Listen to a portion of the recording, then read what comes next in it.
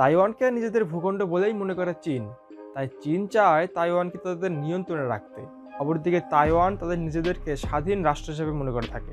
এই ক্ষেত্রে চীনের প্রেসিডেন্টের ভাষ্যমতে চীন এবং তাইওয়ানকে অবশ্যই একত্রিতকরণ করা হবে।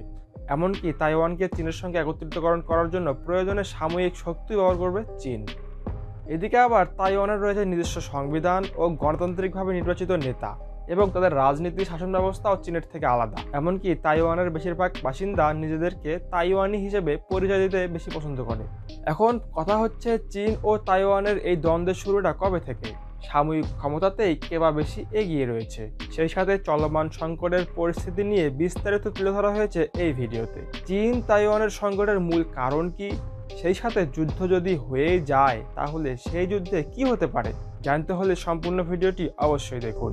আমরা যে তাইওয়ান করছি, আসলে সেই তাইওয়ানের অবস্থাটা কোথায়, চলুন সেটাই আগে জানা যাক। তাইওয়ান আসলে একটি দ্বীপ। চীনের দক্ষিণ পূর্ব উপকূল থেকে প্রায় 100 মাইল দূরে এই তাইওয়ানের অবস্থান। সেই সাথে আরেকটি বিষয় জানা থাকা ভালো যে এই অঞ্চলেই কিন্তু যুক্তরাষ্ট্রের অনেক মিত্র দেশও রয়েছে, যে দেশগুলোকে মার্কিন পররাষ্ট্রনীতির জন্য খুবই গুরুত্বপূর্ণ হিসেবে দেখা হয়ে থাকে। এদিকে পশ্চিমা বিশ্লেষকদের কেউ কেউ মনে করেন, চীন যদি তাইওয়ানকে দখল করেই নেয় তাহলে পশ্চিম প্রশান্ত মহাসাগরীয় অঞ্চলে চীনের শক্তি আরও অনেক বেড়ে যাবে। এমনকি এই অঞ্চলে বেশ কিছু দ্বীপ রয়েছে যেগুলোতে যুক্তরাষ্ট্রের সামরিক ঘাঁটি রয়েছে।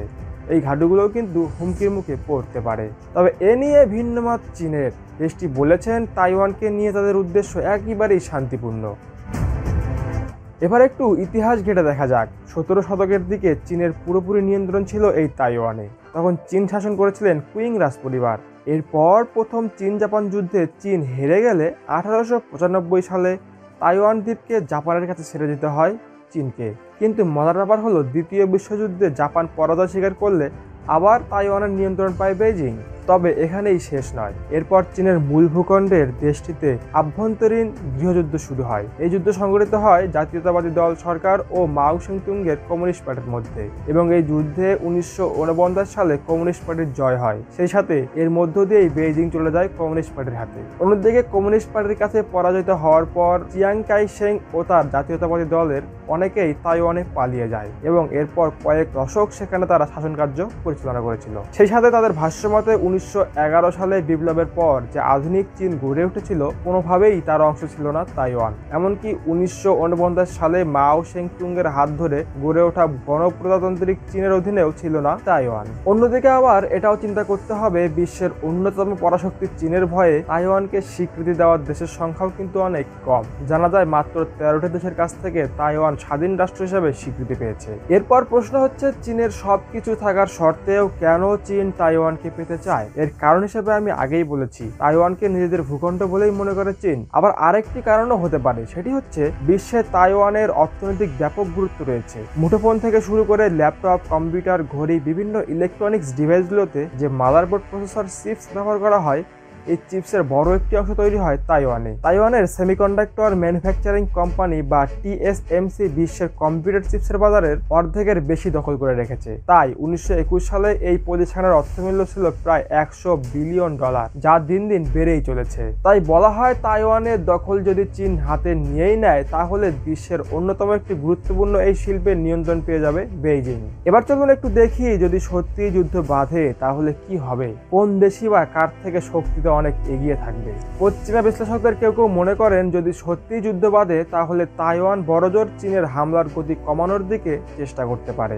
কারণ আমরা জানি বিশ্বের সব থেকে সামরিক খাতে খরচ করে থাকে যুক্তরাষ্ট্র। যুক্তরাষ্ট্রের পরে দ্বিতীয় স্থানে রয়েছে এই চীনের অবস্থান। নৌবাহিনী, বিমান বাহিনী, ক্ষেপণাস্ত্র প্রযুক্তি, এমনকি সাইবার হামলার দিক দিয়েও ব্যাপক ক্ষমতা রয়েছে চীনের। লন্ডন ভিত্তিক গবেষণার একটি প্রতিষ্ঠানের দেওয়া তথ্য মতে, সেনাবাহিনী, বিমান বাহিনী, নৌবাহিনী ও রিজার্ভ বাহিনীর মিলে চীনের মোট সৈন্য সংখ্যা 20,35,000। অপরপক্ষে তাইওয়ানের 1,69,000। এর বাইরে অন্যান্য সমরাষ্ট্রের হিসাব করলে চীনের হাতে এই মুহূর্তে 5,400টিরও বেশি ট্যাঙ্ক রয়েছে। তাইওয়ানের ট্যাঙ্কের সংখ্যা মাত্র 650টি। চীনের যেখানে 3,287টিরও বেশি যুদ্ধ বিমান রয়েছে, সেখানে তাইওয়ানের যুদ্ধ বিমান মাত্র 504টি। চীনের সাবমেরিনের বিশাল বহর রয়েছে, যেগুলো অনেক অত্যাধুনিক এবং শক্তিশালী। দেশটির মোট সাবমেরিনের সংখ্যা 59টি।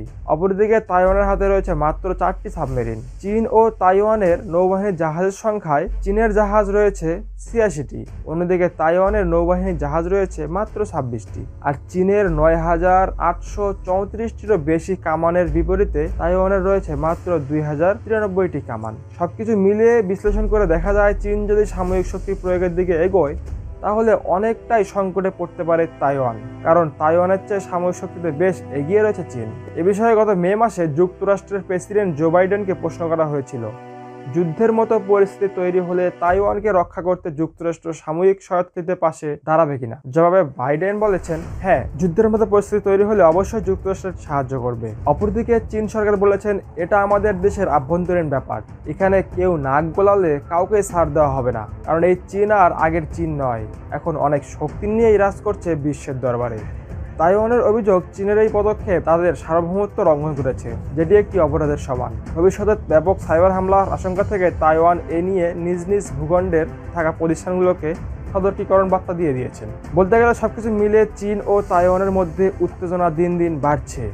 এবার আমার মতে চীন যেহেতু বলেছেন এটা তাদের নিজেদের আভ্যন্তরীণ ব্যাপার এবং চীন চায়ও শান্তিপূর্ণভাবে এই সংকট মেটাতে, যদি চীন তাদের লাভের চিন্তা করে তাহলে এই সংকট শান্তিপূর্ণভাবেই মেটানো উচিত। কারণ বর্তমানে ইউক্রেন রাশিয়া চলমান যুদ্ধের কারণে বিশ্বব্যাপী যে ক্ষতির সম্মুখীন হচ্ছে সাধারণ ছোট ছোট দেশগুলো, তা আর কেউ নতুন করে চীন তাইওয়ানের ক্ষেত্রে চাইবে না। তো ভিউয়ার্স, আপনার কি মনে হয় চীন ও তাইওয়ানের বর্তমান সংকট নিয়ে আপনার মূল্যবান মতামত দিতে অবশ্যই আমাদেরকে ভুলবেন না। ঝটপট কমেন্ট সেকশনে আপনার মূল্যবান মতামতটি জানিয়ে দিন।